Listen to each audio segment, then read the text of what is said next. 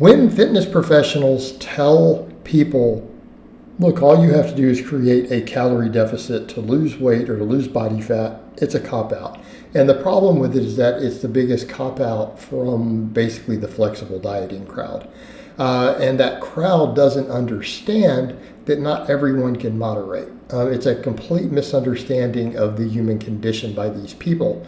And they seem to be oblivious to the fact that not every person can flexible diet or just fit junk food into their macros and actually stay on track with a diet. Only about half of the population, just personality-wise and the way that they're wired, can even do that. So the problem with this idea is not that the calorie deficit part isn't true. We need to be very, very, very clear on that. The calorie deficit is absolutely the primary pathway by which we lose body fat. Now, when people say it's the only, it's technically not the only. It's by far the most efficient, by far the most effective. But if a calorie deficit was required, people would never recomposition at the same body weight, which they clearly do. Okay, demonstrated in the labs, just an FYI. But I digress. That's relatively small amounts of fat loss, but it is measurable. All right. The problem with this is that it tries to almost describe the body, number one, as a blast furnace. We'll get to adherence in a second, adherence being the second biggest part. Probably the main, but I'm going to cover the smaller point first. All right, your calories in does not have a zero impact on your calories out. In other words, if you were to eat 3,500 calories of one whole set of foods versus 3,500 calories of an entirely different set of foods, even if they were similar macros, your calories out will be different because different foods have different thermic effects. Different foods in certain combinations and surplus, definitely have massive thermic effect differences, right? They have different effects on your NEAT, all these other things that affect energy turnover. For those unfamiliar with that, thermic effect of food, it's just TEF is one. And then you also have NEAT, which is non-exercise activity thermogenesis. These are big. So a person could, on completely different foods while still eating the same amount of calories, one person could burn 3,000 calories in a day eating one and burn 4,000 calories in a day eating another in the most extreme cases, even doing the same intentional amount of exercise. So again, people need a context for that. Particularly we start getting into things like low fat, high carb overfeeding and stuff. The numbers get skewed as far as what the body does with these things. So it's not just, hey, as long as you eat X amount of calories in versus X amount of calories out, you're always going to be in a deficit, or it doesn't always work that smoothly. All right. If you're consistent, it seems to work consistently. All right. Number two, adherence. What these people don't understand, like, well, this person thinks that the only way they lose weight is when they do this type of diet. And I would point out to them, well, we know that obviously biologically isn't true, but maybe psychologically it is true for them. Right? Are we concerned with knowing all the facts, right, of wowing someone with your knowledge or your very basic knowledge of thermodynamics? Or is your goal to get people results? Okay. As a coach, when I put people on a national or world level powerlifting platform, do you think I need them to fully understand the process? No, I need them to win. I need them to get results. I'll play psychological tricks on athletes just to make sure that they get stronger and win. Okay? I don't need them to know that I'm placeboing them on something. I need them to get that gold medal. All right.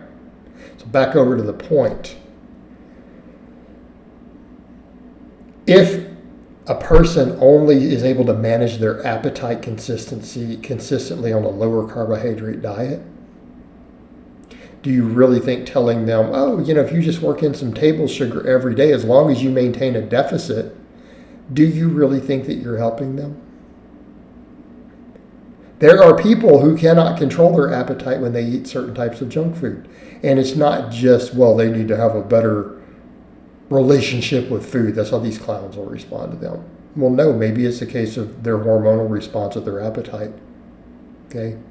Different people have different genetic and biochemical predispositions towards changes in appetite. And if a person is ravenously hungry all the time, they're going to fail your diet. Okay, we need to be clear on that because we're back over to creating that calorie deficit. If a person finds that eating certain types of foods triggers their hunger, doesn't control their satiety, whatever you're having them eat is going to be doomed to failure. Like they're not going to be successful in losing weight. If they do something that maybe isn't optimal, because I am not, say, a fan of a deep keto diet, not really a fan. For a host of reasons, I don't think they're optimal. I don't think they're ideal for health. Okay?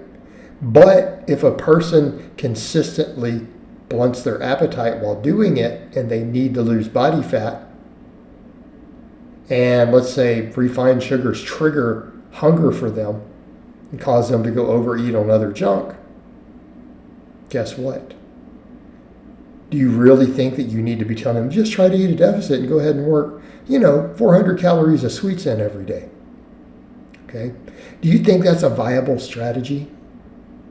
Or if the person, for ketosis, whatever reason, happens to blunt their hunger and they're able to control their eating and therefore create a calorie deficit, even if it's unintentional, even if they don't even fully grasp and they refuse to accept the calorie deficit part, the fact that they've consistently lose weight when they do it and they don't get hungry, they've still created the calorie deficit and they lose the weight. You're not freeing them. And that's this whole idea this group has. I am freeing them. Well, not really. You're just telling them some basic knowledge, but you're not teaching them how to implement it. And if you're an actual professional at this, you've got to come up with strategies to help people control their appetite. You need to actually learn about satiety, right? You've got to understand these satiety factors. And here's the thing that I'll tell you. Anyone who is not wired for moderation, you really think you're going to have them work junk food in every day? And just eat your normal foods that you've been eating, but add a little more protein and just count your calories. It's not going to work out too well. Okay, because we have a lot of metabolic dysfunction already in the Western world due to our bad dietary habits. We have a bad relationship with food. We eat a lot of foods that create all sorts of problems. We have access to way too much hyper-palatable, calorie-dense foods. Okay? Eating a restrictive diet that takes whole foods away is actually extremely successful.